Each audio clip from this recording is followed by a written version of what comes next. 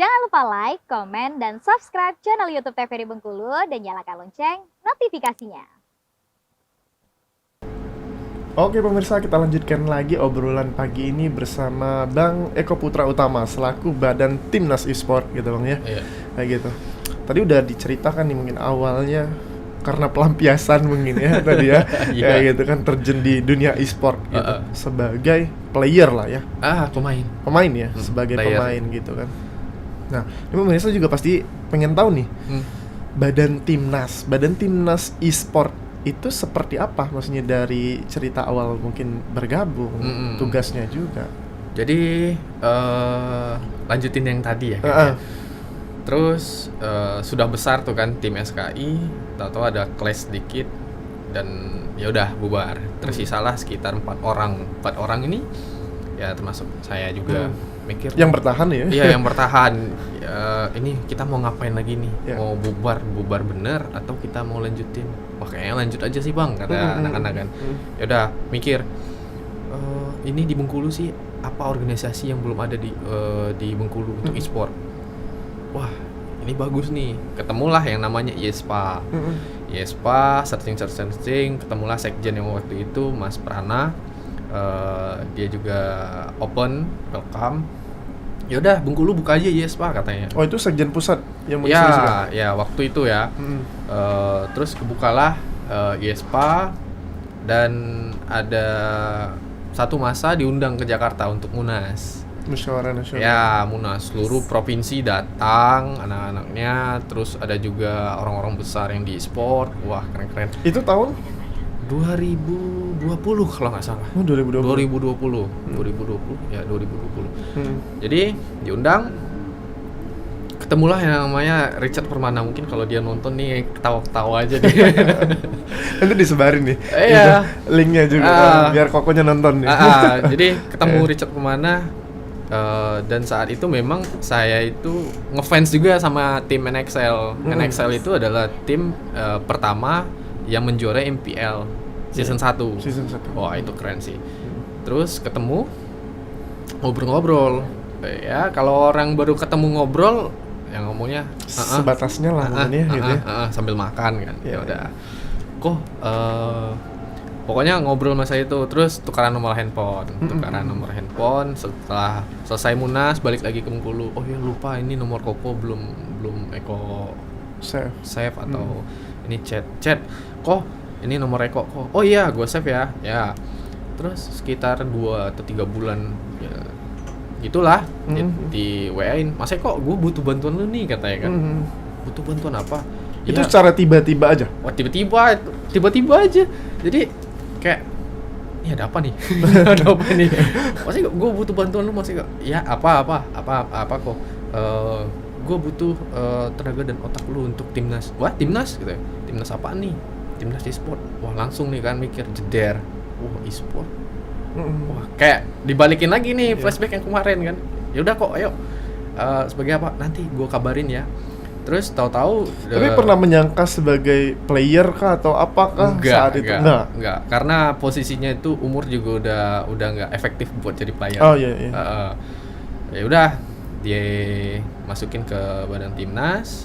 Terus Sebenarnya orang yang berpengaruh di belakang layar nih Bang Eko ya. kayaknya Iya ya. kan, gitu kan? Iya. Gitu. Terus masuk jadilah nutrisionis. Jadilah nutrisionis. Mas Eko, pokoknya atur ini. Gue pengennya anak-anak ini. Dan juga jangan sampai ini. Oke, siap. Nanti kalau salah kok tegur ya. Ya udah selesai. Saat itu berarti tidak ada ikatan emosional apa-apa sama yang Ko Richard ya? Yang Nggak ada sih, pokoknya tiba-tiba dapat rezeki aja? Nggak juga sih. Kalau itu mungkin dari cerita Mas Eko, gue butuh lu. Ya udah kok. Iya. Ya udah, pokoknya entah mungkin jodoh itu yang memang dipertemukan sama Tuhan kan. Ya udah, berangkatlah saat itu ke Bogor. Untuk pemusatan latihan timnas Vietnamnya, karena itu menjelang turnamen apa, kompetisi apa? SEA Games. Harusnya SEA Games itu 2021, berangkatnya mulainya itu tahun 2022 karena Covid, ya kan. Terus tahunnya hari weekend, sampai di Jakarta hari weekend sampai di Jakarta itu sekitar jam 1-an, ya jam Siang? 1 siang, dan sampai di Bogor itu jam setengah 2 malam. Pemusatannya di Bogor ya? Iya. Hampir 12 jam lamaan dari Jakarta Bogor pada Iya, Bengkulu rasa-rasa Jakarta. tempat duduk tuh udah aduh kiri kanan kan. Udah. Pokoknya dah sampai di Bogor. Ketemulah nih si pelaku yang membawa saya ke dunia e-sport kembali. Iya, iya. Masih kok udah sampai? Iya kok. Ya udah istirahat dulu Ki, mandi. Capek kan? Kagak. Lu mau kemana kok? Mau ke tempat pemusatan latihan? Mau ikut nggak? Ayo, taruh kan langsung. Tanpa makan, tanpa semua, ya udah lihat cek. Dan saat itu mikirnya, nih orang nih otaknya gimana sih? Mikir pertama kan, mikir Richard, ini gimana sih otak orang ini? Dia ini head coach loh. Iya. Dia head coach, dia yang set up, ibaratnya dia yang membantu set up setting semua komputer dan lainnya. Dia juga yang ini sampai ngomong kok ini banyak uangnya. Apa? Kenapa Mas Eko? Iya, semua kerjaan diambil kan. Iya. Kalau head coach tuh ya artinya kan tinggal memantau, mungkin ada asisten yang bisa memberikan lebih ke ini gitu kan. Iya benar. Sampai mikir kayak gitu, banyak lah gaji kok kagak Mas Eko. Gua orangnya nggak bisa diem kalau ini belum clear katanya. Ya udah kok Eko di belakang. Bilang kayak gitu kan. Eko di belakang kok. Ya udah jalan, selesai semua kan, udah selesai. Nah, waktu pemusatan latihan, wah itu gila sih. Semua anak-anak kumpul. Yang Berapa orang saat itu playernya? itu sekitar 145-170-an. Player? Ya, itu kalau nggak salah ada dari PUBG, Mobile Legend, Free Fire, semua game online ya gitu ya. Terus nyampur semua kan.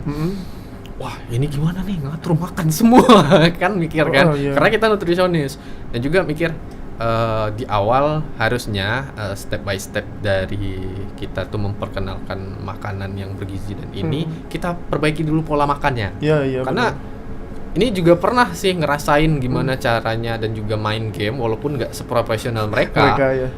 makan itu berantakan banget. Dan itu mungkin pengaruh juga kan nanti performa pemain juga kan gitu. Pasti ya? Pasti banget. Apalagi misalnya dapat tandingnya itu pagi. Nah, kacau. Anak-anak yang biasanya bangunnya siang mungkin ya. bangun siang jam 10 paling cepat dan juga ya gitulah. Udah, pokoknya ngomong kan. Pokoknya saya pengennya anak-anak nih makan nih jam segini. Makan siang jam segini, malam segini. Kalau mereka masih lapar itu wajar karena bahan bakar mereka itu dikuras 12 jam. Latihan? Iya, latihan 12 jam? 12 jam. Itu untuk atlet olahraga aja. Biasanya kita kan 2-3 jam ya, satu sesi ya. Satu sesi 12 jam, bahkan bisa lebih.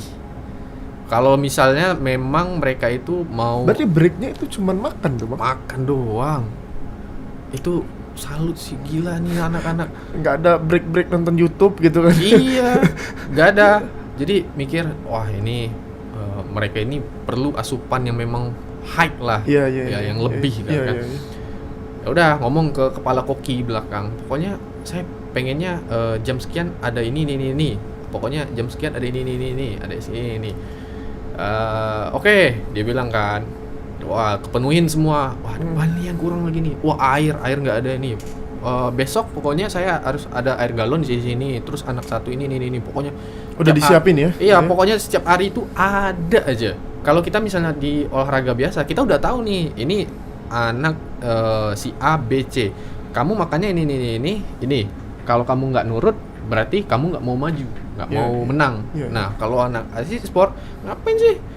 Gue kan pengennya main game ini menang selesai. Ngapain dia atur masalah makan? Oh, itu juga jadi tantangan berarti Tantangan ya? banget. Seorang nutrisionis gitu kan? Iya. Gimana saat menangani anak-anak yang mungkin bandelnya nggak makan lah gitu ya? Nggak makan tuh pasti ada 1-2, tapi ada orang yang memang nggak ngerti dan basically-nya nggak di olahraga dan juga memang tidak di sana, seolah-olah dia itu menggurui kita yang memang paham di bagian itu. Iya. Wah, ini salah. pendekatannya berbeda juga berarti. Ya, Orang-orang kayak gitu kan, itu kayak bukan atlet ya, tapi Iya. ada dari orang luar yang Iya. memang tergabung di Oh, sana iya, iya. dan bukan badan timnas. Oh iya iya. Jadi, wah, terus nanyain, Mas, kamu basically kamu apa sih? Heeh. SH, MH. Wih, orang hukum nggak tahu nih tentang makanan. Kok kamu bisa ngomong seperti itu? Nah, jadi itu satu tantangan juga. Ya udah, sampai satu masa ceritanya, Berarti kompetisi pertama saat itu persiapan SEA Games itu ya? selama 3 bulan. Selama 3 bulan.